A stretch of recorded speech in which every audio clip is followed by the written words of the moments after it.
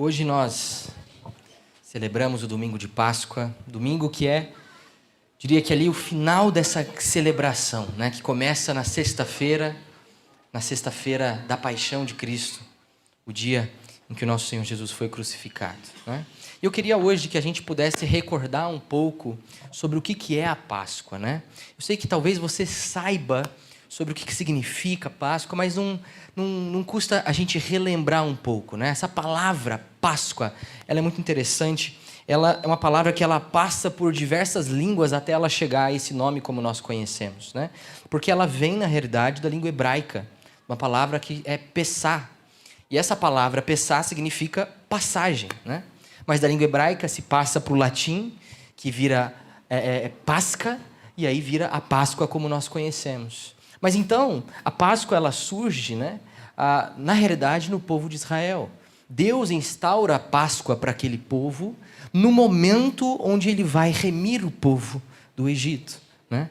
Ele coloca a Páscoa como uma celebração solene para aquela nação a ser perpetuada, sempre para eles se lembrarem do que Deus fez naquele momento, né? De como, naquele momento, Deus ele escolheu poupar os filhos primogênitos de toda a família que tivesse ali os umbrais das portas de suas casas manchados com o sangue do cordeiro que foi sacrificado.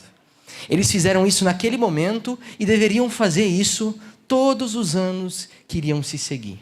Então, perpetuamente foi instaurado que todos os anos, naquela mesma data, eles iriam ter essa celebração. Uma celebração que começava com essa preparação de uma refeição e ela ia durar 7 dias, ia emendar com outras festas que o povo também tinha, né? Mas o povo então fazia isso. Cada família tinha que ir lá pegar um cordeiro, matar aquele cordeiro, né? Tinha também que colher algumas outras coisas, deveria ter pães asmos ali naquela festividade, para a refeição que eles iam ter na noite daquele dia, né? E nós sabemos então também que outras coisas foram também adicionadas àquela festividade, né? Também a Bíblia nem menciona na lei que isso deveria ser feito, mas a tradição nos conta que também o povo tinha o costume de colocar ali algumas taças, alguns cálices com vinho também. Por isso que na ceia, onde Jesus está celebrando ali a última ceia com os discípulos, ele está celebrando uma ceia de Páscoa. E tinha ali pão sem fermento, né? Como tinha em toda a ceia de Páscoa, e tinha também um cálice com vinho que eles tomavam ali naquele momento, né? Outras coisas foram sendo adicionadas, mas algo que é muito interessante é como que sempre teve esse sentido de relembrar uma história do passado, né? Era uma tradição que naquela refeição feita, deveria o chefe da família contar a história da redenção de Israel, né? Essa é a Páscoa como os judeus celebram, como o povo de Israel celebra. E na Páscoa judaica é celebrado como que Deus ele poupou as casas dos israelitas, onde havia o sangue do cordeiro nas portas, né? Já na Páscoa cristã, o sentido não é mudado. O sentido ele é ampliado, né? Onde na Páscoa judaica se celebra como Deus poupou as casas dos israelitas, né? Os primogênitos ali que não morreram. Ele poupou esses primogênitos diante do sangue do cordeiro. Na Páscoa cristã nós celebramos como que Deus ele poupa todos aqueles cujas vidas são marcadas pelo sangue de Jesus Cristo. Perceba, é um sentido muito mais amplo, né? É um sentido muito maior, amplificado, mais pleno, né? É de fato o que essas coisas, a Páscoa para o povo de Israel, ela apontava para isso. Por isso que não é por acaso que Jesus ele foi traído na noite em que ele foi traído. Não é por acaso que aquelas coisas aconteceram exatamente naqueles dias. Não é por acaso isso. Tudo isso deveria acontecer exatamente naqueles dias, para que o sentido da Páscoa ele fosse amplificado, para que tudo pudesse ser visto na sua inteireza, né? No seu cenário maior. Por isso que foi exatamente naquele dia em que Jesus ele foi traído. Por isso que antes mesmo ali dele ir para o Monte das Oliveiras com seus discípulos, ele celebrou ali uma ceia de Páscoa com os discípulos. E ele instaura também a ceia, a ordenança da ceia do Senhor, né? Que fica para nós até hoje como um memorial do sacrifício de Jesus Cristo, né? Essa é a Páscoa, conforme a Bíblia nos conta, essa é a Páscoa que nós vemos desde lá do passado, 3.000 anos atrás, onde o povo saiu do Egito, e ela fica até hoje. E eu acho muito importante, irmãos, a Páscoa sendo um feriado como é, eu acho muito importante nós constantemente sermos relembrados do seu verdadeiro sentido.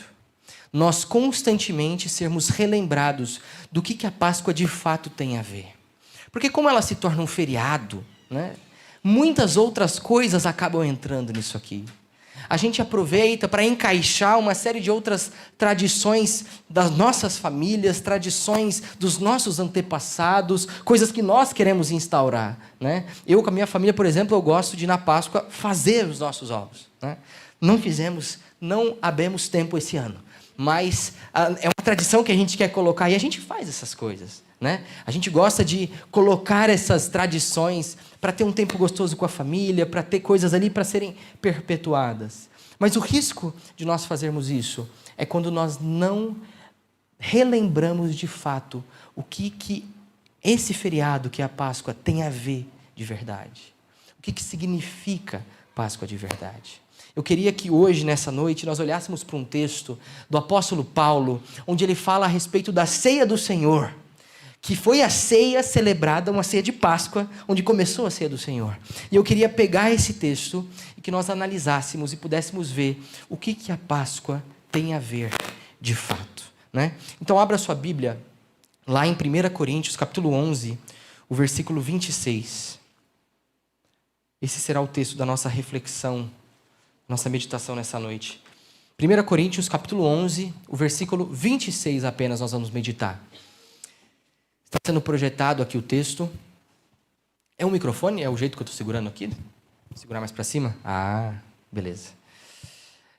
1 Coríntios, capítulo 11, versículo 26, diz assim: porque todas as vezes que comerem este pão e beberem o cálice, vocês anunciam a morte do Senhor, até que Ele venha. Amém?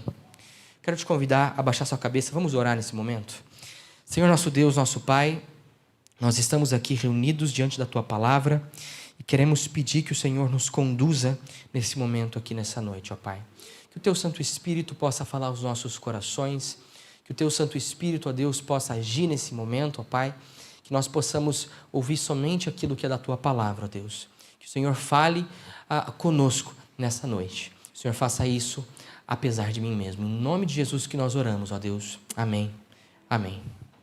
Esse aqui é um texto, como eu falei, do apóstolo Paulo, onde ele está orientando a igreja dos Coríntios a respeito da ceia do Senhor, né?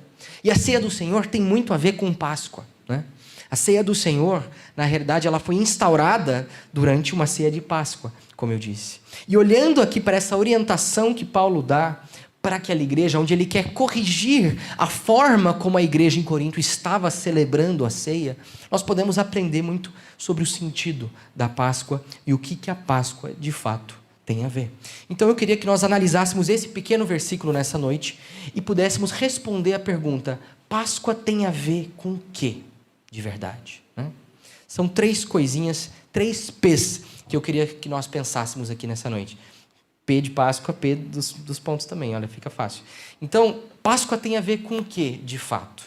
Em primeiro lugar, Páscoa tem a ver com o nosso pensamento. A Páscoa, ela deve estar relacionada a algo que nós devemos pensar.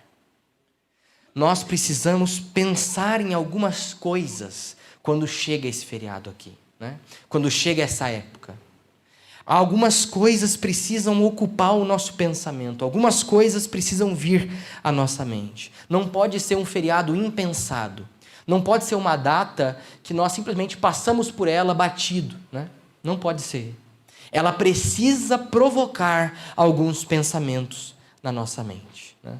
Nós vemos no que Paulo escreve sobre o sentido da ceia aqui, lá no versículo 26, que nós lemos, ele diz: porque todas as vezes que vocês comem este pão e bebem o cálice, vocês anunciam a morte do Senhor.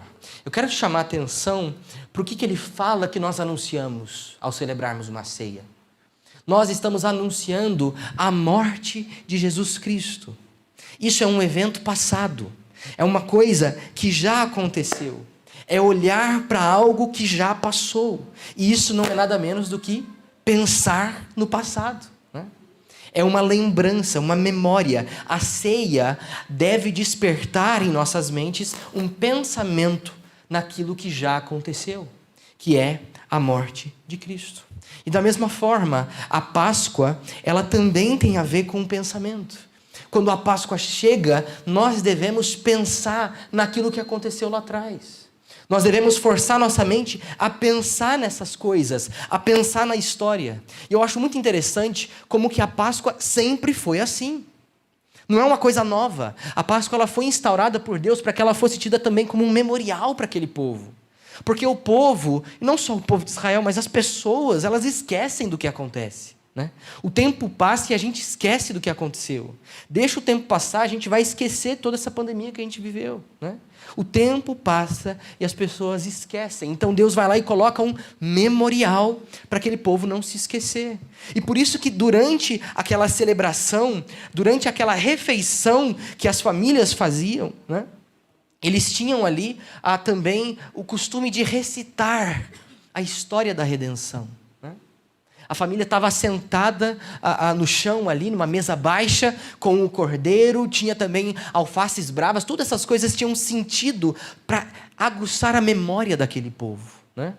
Até os alimentos que foram colocados ali, conforme está na lei, que eles deveriam ter em toda a Páscoa, eles também têm sentidos, né? Eles deveriam ter pães sem fermento, porque o fermento remete à pureza, né? A ausência de fermento remete à pureza, né?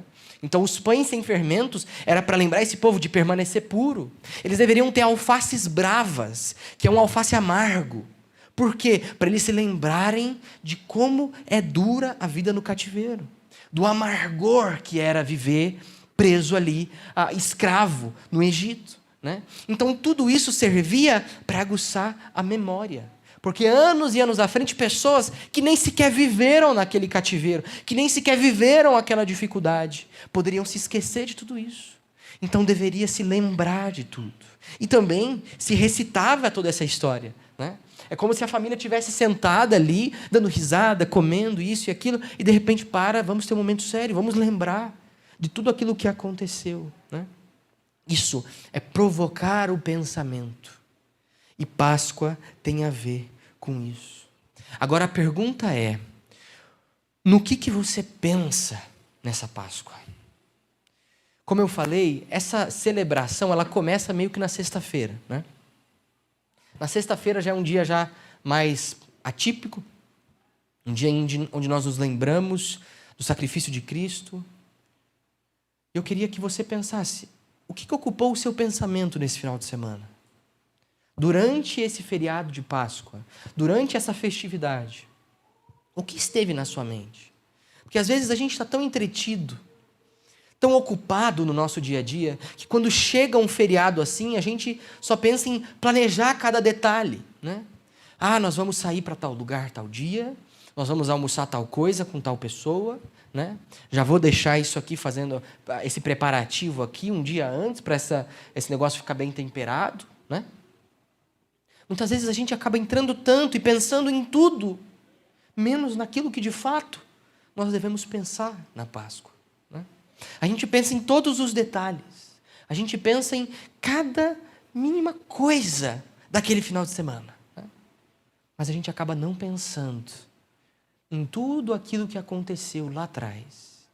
A gente acaba não ocupando o nosso pensamento lá no passado, em como que Deus retirou o seu povo de maneira milagrosa do Egito, como que Deus colocou aquelas pragas no Egito, né? Como que Deus veio e resgatou o povo daquilo, como que tudo isso importa demais para onde eu e você estamos hoje. Porque é somente porque Deus livrou aquele povo e preservou aquele povo, e principalmente porque Deus preservou uma tribo daquele povo, e uma linhagem específica, que é a linhagem de Davi. Só por causa dessa linhagem é que nós podemos celebrar a salvação hoje. Entende? Essas coisas precisam ocupar o nosso pensamento. Nessa festividade, nós precisamos pensar nessa história. Nós precisamos pensar em tudo aquilo que aconteceu e como que isso muda tudo na nossa vida hoje. Nós precisamos pensar na vida de Cristo, em como Ele viveu, em como Ele andou, né? As vidas que Ele impactou, em como Ele se preocupou em ter uma vida exemplar. Em como Jesus, sendo o Cordeiro Imaculado, aquele único que não merecia condenação, não merecia o castigo divino, foi o único que o tomou. Essas são as coisas que deveriam ocupar o nosso pensamento. Não que você tenha aqui, durante esses 3 dias, ficar pensando só nisso e não pensar em mais nada. Mas você precisa tratar isso. Nós precisamos tratar isso com a prioridade devida. Nós precisamos tratar isso com a solenidade que é devida. A solenidade do pensamento naquilo que aconteceu há tanto tempo atrás. Pensar nessas coisas com seriedade e gratidão em nosso coração. Como Cristo sofreu, como foi a dor que Ele sentiu ali. Uma dor que não foi simplesmente uma dor física, mas também uma dor espiritual, o peso de carregar os nossos pecados ali naquela cruz. Nós temos que ocupar o nosso pensamento também com essas coisas e colocar isso como prioridade quando comemoramos e celebramos a Páscoa. Porque Páscoa tem a ver com pensamento, com o que eu e você pensamos. Em segundo lugar, Páscoa também tem a ver com proclamação. Nessa festividade, nós olhamos para o passado, nós pensamos naquilo que aconteceu lá atrás, mas nós também proclamamos hoje os efeitos que a história passada tem nas nossas vidas. Na Páscoa, nós proclamamos, hoje em dia, nesse momento, com as nossas vidas, aquilo que aconteceu lá atrás, né? Veja esse mesmo versículo, o mesmo trecho, quando ele diz: vocês anunciam a morte do Senhor. Ele fala da morte, mas ele fala que nós fazemos o quê? Ao celebrarmos a ceia. Ele fala: vocês anunciam, vocês proclamam. Essa expressão, vocês anunciam, que eu queria te chamar a atenção. Toda vez que a igreja reunida celebra a ceia do Senhor, ela está proclamando a morte de Cristo. E não é somente nesse ato. Não é somente porque nós reunimos ali o pão, é também por causa da obediência da igreja. A igreja, ao celebrar a ceia, ela obedece a Jesus, porque foi o próprio Jesus que ordenou isso, que ordenou que isso fosse feito, né? Então, nós proclamamos a Jesus Cristo em obediência a Ele, quando nós obedecemos aquilo que Ele nos deixou, né? Da mesma forma, na Páscoa, nós estamos proclamando a Jesus Cristo. Quando nós celebramos a Páscoa, quando nós nos lembramos de tudo isso que aconteceu, quando nós tratamos isso com prioridade, com a solenidade que é devida, nós estamos obedecendo a Deus. E dessa forma, nós estamos proclamando a Jesus Cristo. Quando a Páscoa na sua vida e na sua família deixa de ser somente sobre presentes, somente sobre doces, né? Somente sobre todas as outras lendas que existem a respeito dessa época, e ela começa a ser centralizada em Jesus Cristo, você proclama, e a sua família e a sua vida proclamam esse Jesus Cristo. Você está anunciando às outras pessoas a fé que você tem e o Senhor e Salvador que você crê. Entende? Páscoa tem a ver com isso, tem a ver com proclamação. Isso deve nos levar a pensar na nossa vida, no hoje. Como está hoje nossa vida, quando nós celebramos a Páscoa? Porque muitas vezes nós podemos fazer uma atitude, ter uma atitude muito hipócrita, né?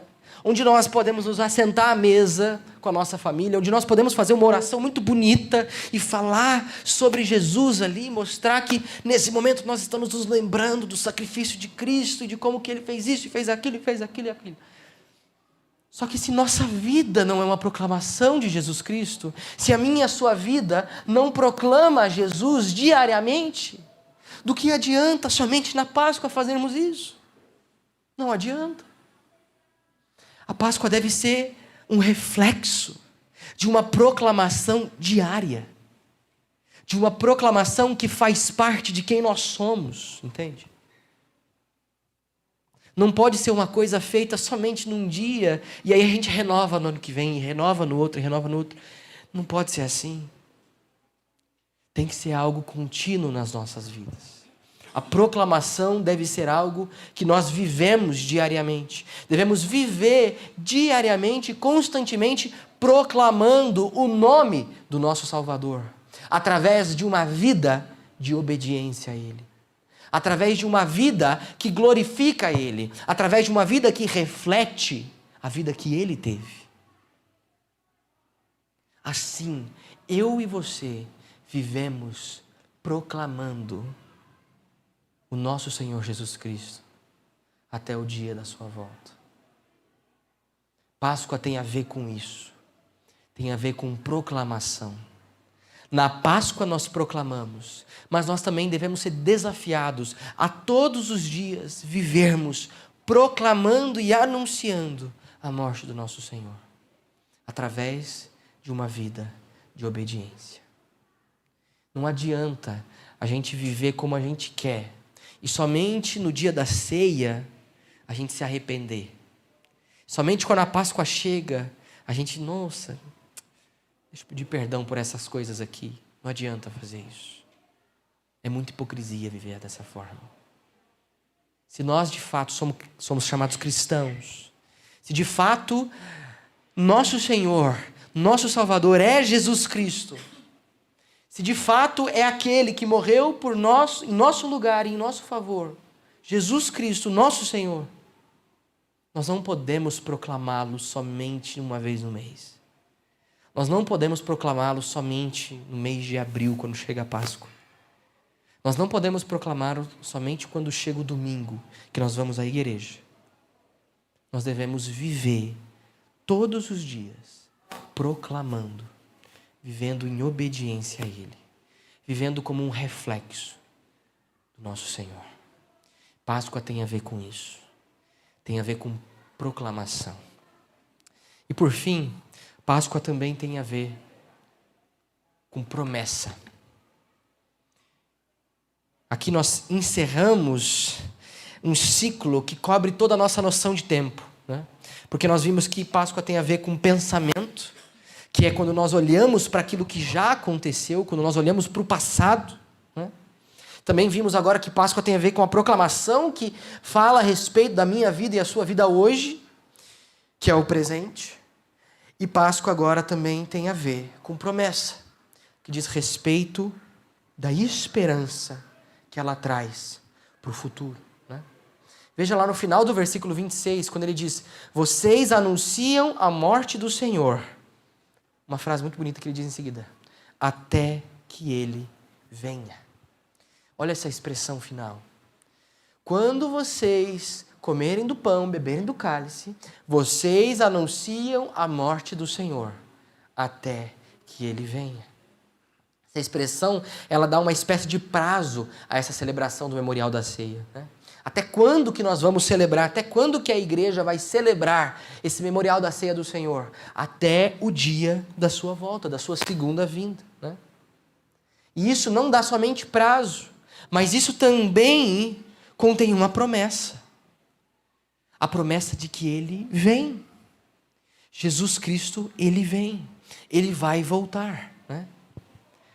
Da mesma forma que na ceia nós lembramos de tudo isso, e na ceia nós contemplamos essa promessa da volta de Cristo, na Páscoa nós também contemplamos essa promessa. A promessa de que Jesus, Ele vai voltar. Tudo isso porque, quando nós olhamos para aquilo que aconteceu, não acabou ali. Quando nós olhamos para a morte de Cristo, não é ali que tudo acabou, né? Não é naquele túmulo que a história se encerrou. Jesus Cristo, ele venceu a morte. Ele não é simplesmente uma figura do passado. Por isso que a Páscoa, ela traz para nós esperança para o futuro. Ela traz promessa para o amanhã. Porque Jesus não é uma figura que ficou lá atrás. Ele não morreu e está sepultado ali naquele túmulo até hoje, não. Ele ressuscitou, ele acabou com a morte, não a morte acabou com ele. Jesus Cristo, ele venceu sobre a morte. Ele está vivo ainda hoje. E ele vive eternamente, como nós cantamos aqui. Vive para sempre, num alto e sublime trono, à destra de Deus o Pai. Não acabou ali naquele momento. As coisas não terminaram ali. Por isso que a Páscoa não é só sobre olhar para trás. Não é só sobre aquilo que acontece hoje, mas é também sobre promessa para o amanhã. Páscoa deve nos lembrar, e ela tem a ver com essa promessa, que deve ser para mim e para você um combustível para a nossa vida e para a nossa fé. Deve ser um combustível para aqueles dias difíceis. A certeza dessa promessa, a certeza de que o nosso Senhor Jesus, Ele está vivo hoje, Ele está reinando, Ele está num alto trono, à destra de Deus. Essa certeza que nós temos, isso deve nos dar combustível para viver. Isso deve nos dar esperança para quando nos falta esperança. Como diz aquele hino que nós há tanto cantamos, né? O hino Porque Ele Vive. Diz, porque Ele vive, ou porque vivo está, o amanhã eu enfrento. Porque Ele vive, eu posso crer no amanhã. Não importa o que aconteça, não importa para as dificuldades, não importam os problemas, não importam as lutas, não importa quão grande seja a circunstância e quão difícil seja a circunstância em que você vive, não importa. Essa promessa, ela é combustível para nós passarmos por tudo isso. Essa promessa, a promessa de que Ele venceu, a promessa de que nós vamos um dia estar com Ele porque Ele venceu, essa promessa, ela nos ajuda. Essa promessa, ela nos dá esperança. Então não importam as circunstâncias, não importam os problemas, não importa o tamanho da dificuldade, não importa o quanto nós perdemos. Em Jesus, nós temos a certeza de que existe um futuro melhor na presença dEle. Em Jesus, eu e você podemos ter total certeza e confiança de que existe um amanhã. E esse amanhã pode não ser o amanhã que nós esperamos. Pode não ser exatamente o dia de amanhã, né? Mas a certeza que nós temos é que chegará o dia em que Ele voltará para nos levar com Ele. A certeza que nós temos de que chegará o dia em que Ele virá buscar a sua igreja. E nós vamos estar com Ele, em paz, em alegria, por toda a eternidade. A Páscoa tem a ver com isso. Tem a ver com essa promessa. Queria que você pudesse colocar isso no seu coração. Nunca permita que a Páscoa na sua vida e na sua família se torne mais um feriado. Nunca permita que a Páscoa se torne só sobre reuniões de família ou só sobre chocolates. Não permita isso. Páscoa tem a ver com algo muito maior. Claro que reuniões de família, chocolate, essas coisas são boas, podem fazer parte desse feriado na nossa vida, mas que não seja só sobre isso. Páscoa tem a ver com algo muito maior, tem a ver com aquilo que nós pensamos, tem a ver com a nossa vida de proclamação e tem a ver com a esperança que nós temos por causa da promessa de que Ele um dia vai voltar. Amém?